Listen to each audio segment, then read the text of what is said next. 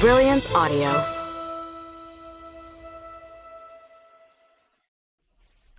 Happy, Happy, Happy by Nicola Masters.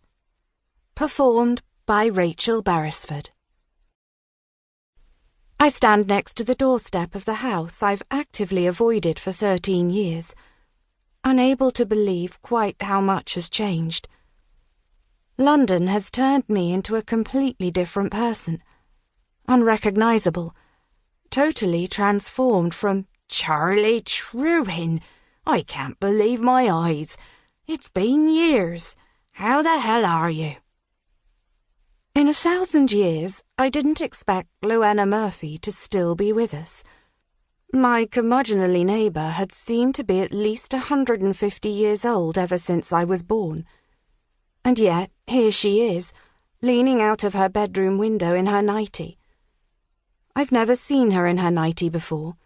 I probably could have lived without it. I thought I heard someone sneaking around outside, she continues. I suppose it's good that her hearing hasn't deteriorated. How's your father? She asks me solemnly. He didn't look good when they took him away. I open my mouth to reply, but nothing comes out.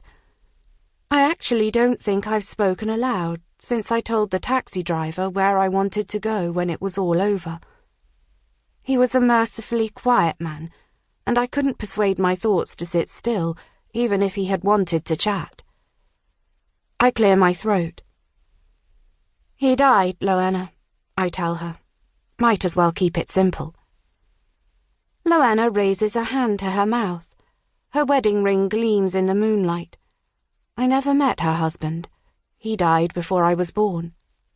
Oh, love, I am so sorry to hear that. Let me pop on some clothes and I'll be right over to make us a tea. No, I answer a little too quickly. She looks offended, despite it being past midnight, so I add, I think I'm just going to go straight to sleep, if that's okay. I had a long day. She nods. Of course, lovely. But you let me know if you need anything. Absolutely anything at all. Her offer catches me in the chest somewhere.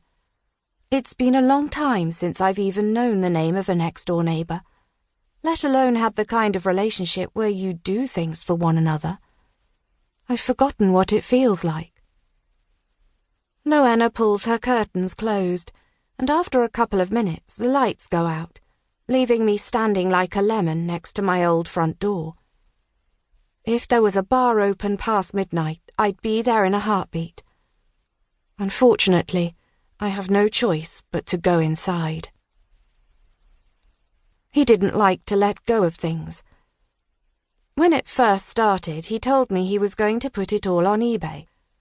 It seemed optimistic, because he barely knew how to check the email I'd set up for him, but I didn't question it. I was probably too self-absorbed, to be honest. And then, eventually, the first stuff he brought into the house was buried by more recent additions, and suddenly I had to dodge old shop dummies when I went to the loo in the middle of the night.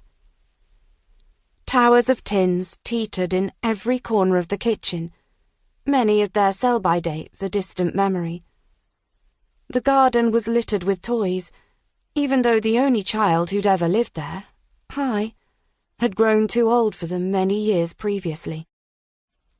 My mum would be rolling in her grave if her ashes weren't somewhere in amongst the chaos.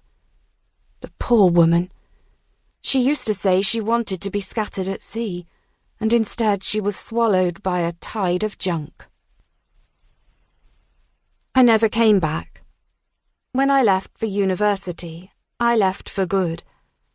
I couldn't deal with the memories or the pitying looks our neighbours gave me as they squeezed my hand and told me how proud she would have been. I always wanted to point out that she couldn't have been that proud, or she wouldn't have done what she did. But I was too scared of making things awkward. It was true, though. Nothing good ever happened in Carncarrow, so I swapped the seagull cries and sandy shoes, The sirens and air that felt weirdly thick until I stopped noticing.